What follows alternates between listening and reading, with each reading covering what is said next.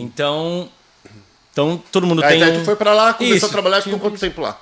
Aí eu fiquei eu acho que eu fiquei 2 anos de garçom, que eu acho que foi meu melhor momento até então na América. Realmente fiz um dinheiro legal, ainda tinha um custo de vida muito enxuto.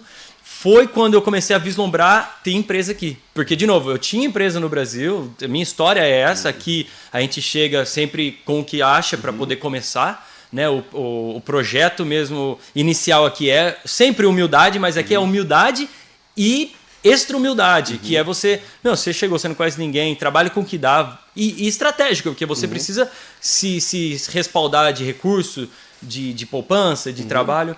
E nesse momento eu comecei a vislumbrar, voltar para a minha área, que é empreendedorismo, e falar, agora eu consigo pensar em ter a minha empresa, porque agora eu tenho documento, tenho mais inglês, que ele foi se desenvolvendo, tenho uma poupancinha, tenho um trabalho que me paga e eu consigo pensar nisso. Então foi ali que eu comecei eu ia falar sair do restaurante, mas não imaginava que a empresa que eu abriria fosse ser um restaurante. Mas na minha cabeça vou sair de restaurante e vou ter a minha empresa.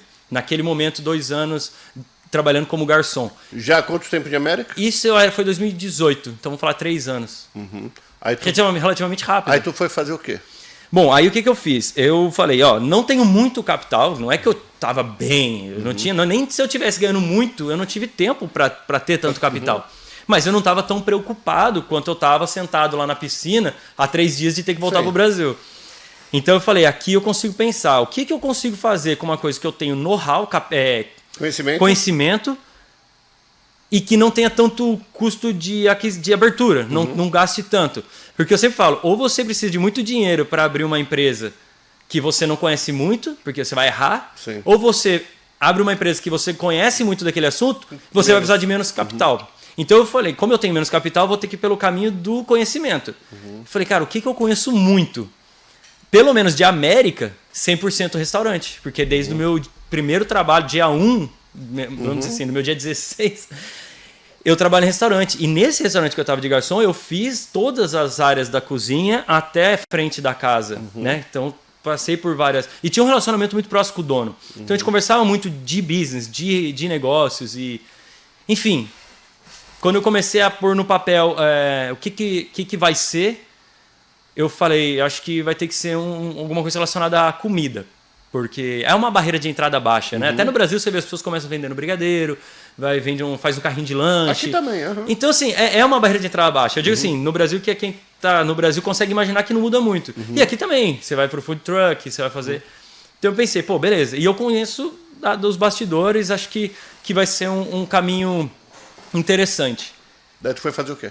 Aí nessa época eu já estava conversando com a minha atual esposa. Você já tinha separado? Já não tinha mais nada a ver. Tava só eu mesmo e eu e os projetos. Tava sozinho. E nessa fase aí, quando eu comecei a vislumbrar a ideia de empresa e começar a ter o brainstorm, né, ali, imaginar as ideias, já estava conversando com a minha esposa e... onde você conheceu a tua esposa? Bom, a minha esposa... Que não quer aparecer, que está aqui do ladinho. Bom, a minha esposa, na verdade, a gente se conhece desde do colégio. No Brasil? É. A gente estudou junto. Mentira! E aqueles namorinhos de escola. Namoradinha. E aí, como que ela... Você que falou para ela vir? Ela deu o golpe do documento. Mas ela já... Eu sempre brinco. Mas você conversava com ela no Brasil? Então, foi assim, uma das viagens para o Brasil... A gente se encontrou e nunca mais... Não é que ela deu o golpe. Ele usou a única coisa que ele tinha de bom, que eram os documentos, para conquistar ela, para falar, eu posso não ter nada, mas pelo menos documento tu vai ter. É que é quase a mesma coisa, isso aí. Daí, uma das viagens minhas para o Brasil, visitando família, tudo, a gente se reencontrou e mesmo quando eu voltava, a gente mantinha contato, ela vinha, visitava, até o dia que ela veio e ficou. E eu acho que a primeira vez que ela veio foi no dia de inauguração do nosso restaurante. Então a gente trabalhou junto nos bastidores ali do restaurante. E como foi esse restaurante? Como que é o nome, o que faria, o que você fazia, quanto você pagou, como que você entrou nessa? Bom, aí é outra longa história. Temos tempo? Temos tempo. Beleza, então, eu adoro falar disso daí, então vai me perguntando conforme você quiser saber os detalhes. De novo, a gente não tinha... Você estava no restaurante, juntou uma grana e falou, preciso fazer alguma coisa. Isso. Aí você foi atrás de restaurante. eu fui atrás de ideias que eu conseguia abrir com pouco dinheiro. Quanto que era pouco dinheiro na época? Que você tinha juntado? 15 mil. 15 mil. É. Agora, só para vocês verem a diferença do aqui e você ser garçom nos Estados Unidos, gente, não é motivo para vergonha nenhuma. Eu falo que minha esposa trabalha na Disney desde os 16 anos dela.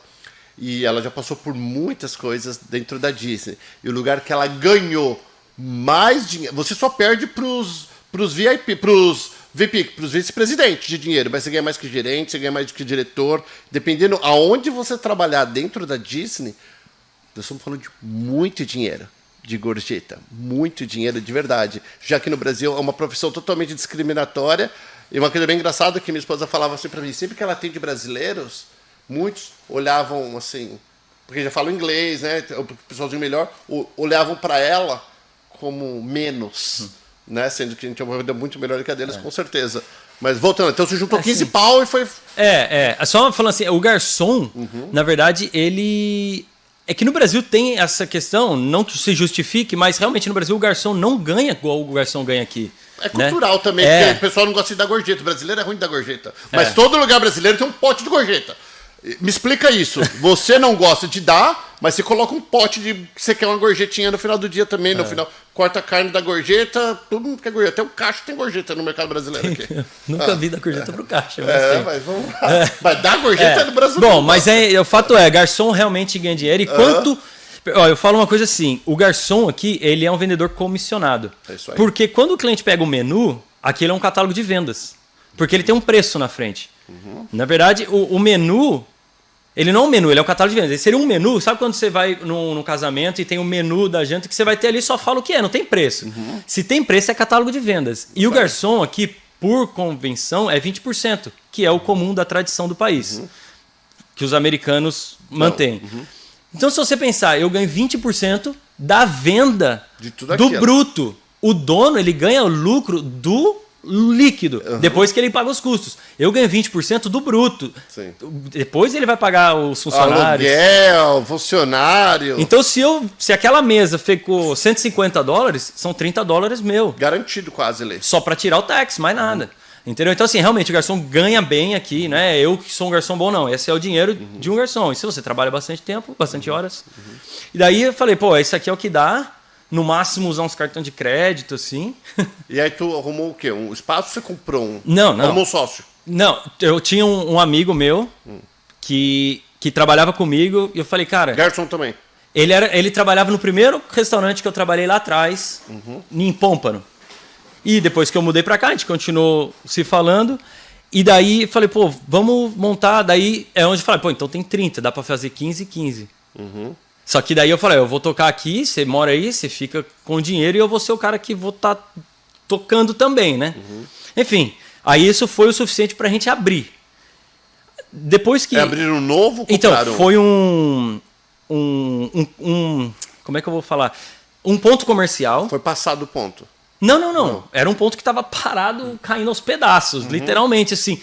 Era só um ponto quadrado, que era uma outra coisa antes, e a gente teve que reformar tudo. O dono do ponto, ele falou assim, ó, é o jeito que tá aí, é o que tem. O que você quiser fazer é por sua conta. A única coisa que ele fez para mim foi facilitar ali, porque para você pegar um ponto maior, você precisa ter um nome já. Eu já tenho o meu restaurante há tanto tempo, você tem que provar, mostrar um extrato, um papel do contador, alguma coisa mais robusta. Ali era uma aventura. Então eu peguei um cara que falava assim, ó, eu te ajudo aí 1 mês de aluguel e se você atrasar eu cobro um jurinho aí. Basicamente esse foi a facilidade que eu tive. Foi pelo menos o suficiente para eu olhar e falar assim, acho que dá. Porque montar um restaurante eu consigo. Porque eu sabia exatamente o que eu precisava. Porque eu falei, eu vou montar uma coisa enxuta. Aí vamos falar do menu, né? A gente começou a fazer uma coisa que fosse mais prática. Então eu pensei, uma casa de suco. Porque quando eu fui para Nova York naquela viagem em 2014, eu conheci uma casinha de suco no meio de Manhattan. Que eu falava assim, mano, se esse cara sobrevive aqui, eu consigo fazer lá. Porque, pô, Manhattan é um negócio luxuoso, grandioso. E o cara tinha um negócio pequenininho assim, que eu falei, se eu fizer igual... E lá eu sou luxo, porque era um negócio simplesinho. E eu falei, desse tamanho é o que eu preciso? Era o tamanho do ponto desse cara. Então eu comecei a ver que eu falei, mano, dá pra fazer. Então criamos um menu ali, uma opção de sucos, saladas. A gente queria fazer um negócio mais saudável, porque Flórida e praia, uma ilha, né? E daí montamos ali, compramos equipamentos. Nisso esse amigo meu ainda estava junto, então a gente foi, cada um rachava meio a meio, tudo que ia gastando. E abrimos. A gente abriu em julho de 2019, 6 meses antes da pandemia ali, 7 meses antes da pandemia. Essa ainda. E foi sensacional. Eu lembro que acho que foi em setembro. Não sei, foram alguns poucos meses depois, eu cheguei, sentei com esse meu amigo e falei, cara, é o seguinte, a gente combinou metade. Tá acontecendo isso daqui, assim, assado na empresa, esses são os números, totalmente transparente. Mostrei tudo para ele e falei assim, ó, eu tô aqui todo dia tocando, eu sei que o combinado era esse, você mora em outra cidade, não tem como, mas eu queria fazer uma proposta de comprar a sua parte, tipo... Achava que ia ser... Não é que não era justo porque a gente tinha combinado, mas assim, eu fiz uma proposta que ele podia aceitar ou não, e acabou que daí ele aceitou, eu paguei para ele mais do que ele investiu. Ele teve até um extra ali, uma margenzinha. E aí a gente começou, eu e minha esposa. E essa foi a nossa aventura. Quando nós falamos assim, vocês têm filho? Eu falei, tem, esse aqui é o nosso bebê. E aí ficaram quanto tempo? A gente vendeu agora no final do ano.